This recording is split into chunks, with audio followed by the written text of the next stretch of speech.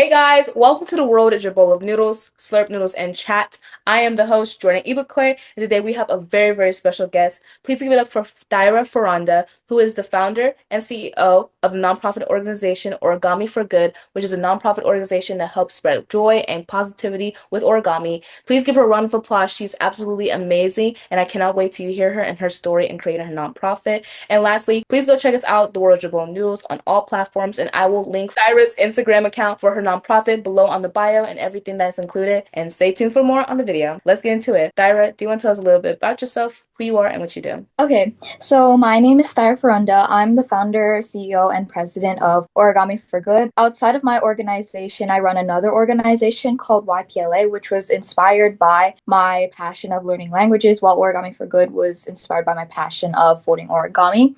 Outside of these, I have the hobbies of digital art, writing poetry, learning languages, and playing the piano and violin. Oh But my, yeah. I love that. I right now I'm currently learning how to speak Chinese. And so I speak a little bit, a little bit Really? Chinese, but I'm still in the process of learning. I just love, like you said, I love learning languages and because I'm from like Nigeria, so household is just a mixture of languages all around. But also I love poetry. I saw your writing page and I was like, oh my gosh, like she's a poetry baddie. Like she loves poetry. Like I just love it and it's just a great way to express yourself. And also I saw your other page, is it YPLA? Yeah, YPLA, Youth Peace and Language Association. I love that. I was just like, oh my gosh, like she's doing everything at once. And I love how you put Palestinian like culture in there. I just loved like the art, everything was just beautiful as well as the design. And I was just like, wow, she's honestly amazing. But I know you did touch on how like you created it and why you wanted to create Origami for Good. But maybe I'll go into a little bit deeper into that. And I want to know what inspired you to start Origami for Good, specific moment or experience that sparked the idea. Okay, so when I was in middle school, I was diagnosed with depression and anxiety. I had a friend who introduced me to the art of origami, starting with just butterfly sticky notes. Occasionally, we'd hide them in people's lockers or we would give it to them directly. And folding origami made me more mindful and kind of reminded me of the relationships I have while I suffered from mental dysregulations. Because the act of folding shapes as gifts for others helped me in my mental health journey, and I wanted to inspire hope in people the same way. Yes, I'm so glad that you found some way to really like, especially, was this during high school that you experienced depression? It was during middle school. Middle school. So I'm just like, I've talked to people like mental health activists who've talked about just times in their life where they've been down. And I'm so glad that you brought up that topic because I feel like many people, especially kids, are starting to become more depressed with social media, with everything going around. You found a way to get out of that and bring light into darkness. And origami, I really do want to know, like, how have you, the culture, because I know origami comes with a heavy culture in the Asian community. And so how have you like learned about that more often? So, origami is actually a unique art tradition that stems from Japan and sort of China. It comes from the Japanese words oru, which is the fold, and then kami, which is paper. So, origami to me kind of felt like the ability to improve hand eye coordination and practice with understanding 3D shapes. Since part of Origami for Good's mission is to inspire appreciation for cultural diversity through art, I believe that origami would be the most ideal way to learn more about the art of Asia. That's amazing. And I do want to know about like first starting it, did you ever imagine the impact Origami for Good will have on people's lives? Well, when I first started with my family back last year in February, I aimed to fold as much origami as possible so that we could make as big of a difference as possible. So we started off folding over 600 bookmarks for librarians and sending them nationwide. And since I've started, I've always had the goal of having a large impact on other people's lives. Exactly. And right now with your organization, how have you seen it flourish throughout the years? Well, a specific example would be when I taught kids at my local library. A lot of the younger kids went up to me, told me about how they enjoyed it. It was really enjoy it was really adorable seeing their little character style bookmarks and creativity when it comes to origami. And some of the parents even came up to me and told me that they enjoyed it as well. So it's not just like for kids, it's also for adults or anyone of any background. And a specific location, which was a veterans place, gave me a few letters about how the veterans enjoyed their um they enjoyed receiving the origami cranes, and they talked about how beautiful and how intricate these designs were. No matter what kind of origami it was, they would help them cheer them up and reminded them of home. I want to know, like people who are watching who are curious and donating or like just helping create more chapters, how do they reach out to your organization or help grow it even further? They can reach out to our organization by applying to become a chapter or a volunteer in our bio at our Instagram page, and then our volunteer directors or the chapter directors will reach out to them within 2 weeks or as soon as possible. That's good. And people who are watching, please go check it out. I will link her Instagram on the bio below so you guys can go check Origami for Good. And please, thank you for watching. I know a lot of you guys are interested in more of these things, so please go tune in on the World of Bowl of Noodles for our episodes and more featuring amazing young people like Thyra who are doing amazing jobs all around the world. So please go check us out, and as well as Thyra's organization and YPLA. And thank you guys for being here, and let's get back into it. I know that we did touch on like stories and people that you've impacted, but can you further share to us like maybe a person or a moment that really strikes you when you gave your origamis to them? One of the most striking ones was when I received this letter. I have it with me right now. So, is it okay if I read it? Yeah, go ahead.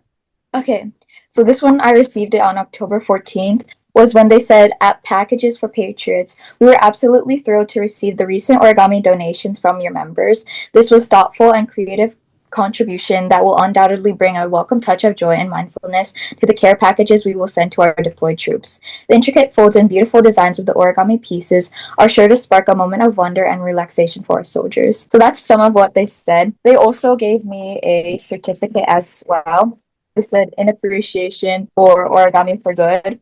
A lot of the organizations too, not just like directly us from the US, but a lot of the chapters worldwide have been sending us photos about seniors holding their origami cranes or children folding origami at their local school or outside in maybe a library as well. And it's just so heartwarming to see their smiles and their enjoyment, all of these people coming together as one, regardless of distance, regardless of background, regardless of experience of origami. They just all come together to create a positive impact towards their community. That is so beautiful. Like you're creating such a impact and bringing positivity and joy to people from different backgrounds, different ages and groups. And it's just beautiful how you're doing that, even through just art itself. And I feel like no matter how, like like just spreading joy doesn't take a lot for like to do. I feel like people think, oh, it takes so much, but simply you can just draw a picture and give it to someone, and that can make their day. I always like when I was a kid, my mom would like appreciate every single time I drew her a picture. And I love drawing her pictures because they always brought joy to her face. And I knew like simple things can really change people's lives. And what you're doing right now, even though like some people might think that, oh, okay, well, it's just origami. It's more than just origami. It's a movement. It's a continuous joy just bringing into people's lives. And like you said, this is more than just an impact. It's a global initiative to bring people together and create a community where everyone can be happy. And I know you do have a really strong support group behind you as well, your parents and your friends. And how have they helped impact, like just create this, or how have they helped build your dream and make origami like such a big like thing it is now? Well, through Origami for Good, I'm so thankful because I got to meet a lot of new people, such as Vivian Liu or Ben Ramakrishnan, which is the vice president of YPLA. The volunteers also quite literally just volunteer their time and effort and spending it to create a positive impact because they could have been spending their time and effort towards doing something else, such as making cards, but no, they chose to make origami and send it to these patients or residential homes, and their involvement is crucial in the organization. And the concept of many people across the world coming together to make art and send it to eradicate loneliness among veterans, among seniors, and sometimes other youth truly shows the impact that Origami for Good had. That's honestly like, and it's so nice that people are just supporting you. Like, I feel like we always like don't underestimate like just your friends because I feel like my friends sometimes I feel like, oh, will they really like help me volunteer? Will they help me? But like, really though, they will. Like, if you tell them, hey, like I'm doing this cool project, can you just come help me volunteer? You will be surprised how many people will sign up because they're so invested in it, just want to help grow it. And I do want to go into the origami and like the pieces, and I do want to know like what is the most memorable or meaningful piece of origami you've ever folded or received? So going back to the origin of origami. When I was diagnosed with depression and anxiety, the friend that taught me origami taught me hearts at first. And so these hearts started off as like not even with like traditional origami paper, they were with sticky note hearts. And so after a while, when I resumed my hobby for origami, when I was folding it with my parents and everybody else, I started off making bookmarks, specifically heart bookmarks. And it got to a point where I would just unconsciously keep folding origami hearts, and it just stuck in my mind, the tradition of like folding origami hearts, because it's what's introduced me into origami at first as well. And the mission of origami is to spread love regardless of difference. So I feel like the heart especially resonates with the organization's mission statement as well. Yes, I feel like the heart is where like all of our emotion like stays, and like it's really important because it's where it's just love. Like that's I feel like if we have to symbolize the heart, it's love. It's where all just how we feel about people. And so just you starting to like enjoy making origami because I feel like you have to love what you do. And you started loving it, you started creating more of it, and it started and you're like, this is something I want to share people to the world. Like the people who are sad, who might not have like much joy in their life. I want to share to them the joy that was given to me by origami. And I love that you did that. And that's honestly fabulous. And I do know like running an organization, two organizations are very hard and have their own challenges. What is the biggest challenges in running two organizations at the same time? So some of the biggest challenges that comes with founding Origami for Good and YPLA is my busy schedule and the distance itself. So Origami for Good plans to inspire creativity and appreciation for Japanese culture regardless of distance. However, none of the executive team members live nearby each other, and a lot of the chapters can be dispersed in underdeveloped countries, meaning that they can't afford origami paper or the shipping fees. And so that's why Origami for Good aims to create relationships between people, regardless of if they are thousands of miles away or 10 miles away. Mm. Wow, that's beautiful. Is like so basically your team is like scattered around this United States or just like all around the world? All around the world, but it started off with them only being in the United States. That's amazing. Like, I love that you have a strong team with you who are helping each other. And I bet you guys have really great communication, just telling each other what to do, when to do it, and just good leadership roles. I feel like what you do, I feel like people need to understand to be a leader is really hard. To like get into that position, to like have tell people like, because I bet you've experienced times when you've had to like make some decisions that you might have never like had maybe made before and made running these organizations. So honestly, I just love what you do, and round of applause because this is so much like you have to take. And I love that the movement that you're creating and the community that you're building with these two organizations. And I do want to know because I know that Origami for Good has become a big initiative. And I want to know how has it changed you, in your walk with creating this organization? So, Origami for Good has been able to teach me many things. And among those, I was able to meet, like I said earlier, I was able to meet Vivian Liu, who is the vice president of YPLA, not YPLA, Origami for Good.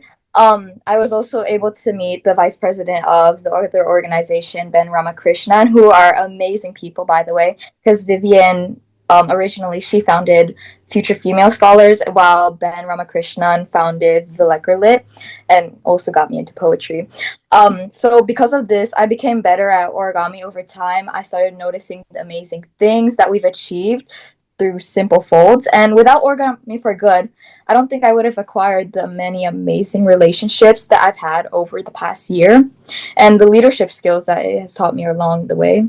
So because of that, Origami for Good was actually kind of what inspired me to start another organization based on my language learning interest. So, That's amazing. I just, like you said, like, what something, I'm so like stuttery and I'm so sorry if I'm like, no worries, it's fine, me too. So, but I understand what you mean. Like, well, when you start creating a project, it kind of, it changes, but also changes you. You learn as you grow. You make mistakes, but then you get up and learn from those mistakes.